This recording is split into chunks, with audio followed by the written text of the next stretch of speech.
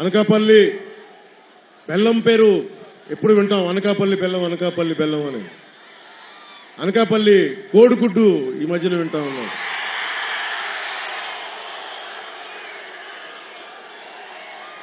కోడి గుడ్డు పెట్టింది, ఇంకా బతుకుతా ఉంది. ఈ వైసీపీ కోడి ఒక డిప్యూటీ సీఎంనిచ్చింది, 5 పోర్ట్ఫోలియోలకు మంత్రినిచ్చింది, ఒక విప్నిచ్చింది, కానీ 1 కిలోమీటర్ రోడ్డు వేయలేకపోయింది. ఆరోగ్యం బాగా చూసుకుంటాను, ఈసారి దవడ వాచిపోయేలా కొడదాం, అందరికీ గట్టి కొడదాం. ఒక వ్యక్తికి అధికారం ఇచ్చి చూస్తే వ్యక్తిత్వం బయటపడద్దని, వైసీపీ నాయకుడికి అధికారం ఇచ్చి చూసాం, ఏం జరిగిందో తెలుసు. ఈ రోజున ఇంతమంది యువత, ఆడపడుచులు, మహిళలు, పెద్దలు ఇంత పెద్ద ఎత్తున వచ్చి రోడ్ల మీదకి వచ్చి మాకు మద్దతు తెలుపుతున్నారంటే ఈ వైసీపీ ప్రభుత్వం పోవాలి, కూటమి ప్రభుత్వం రావాలి అన్న కోరిక ఈ రోజున సంకేతం, నిదర్శనం.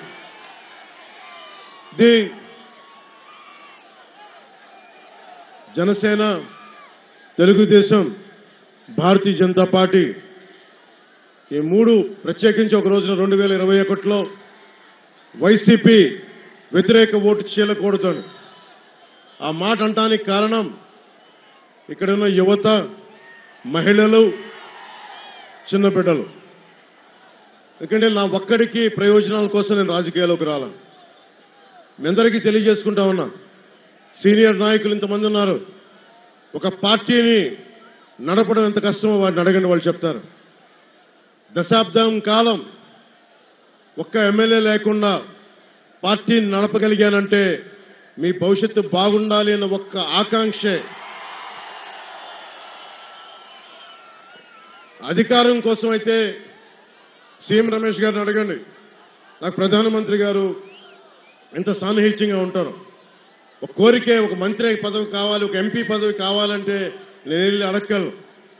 కానీ నాకు కావాల్సింది మీ భవిష్యత్తు బాగుండాలి, మన రోడ్లు బాగుండాలి, ఆడబిడ్డలకి భద్రత ఉండాలి, ఆడపిల్లలకి ఉపాధి అవకాశాలు ఉండాలి, వాళ్ళల్లో ఎంటర్ప్రెన్యూర్స్ ఉండాలి.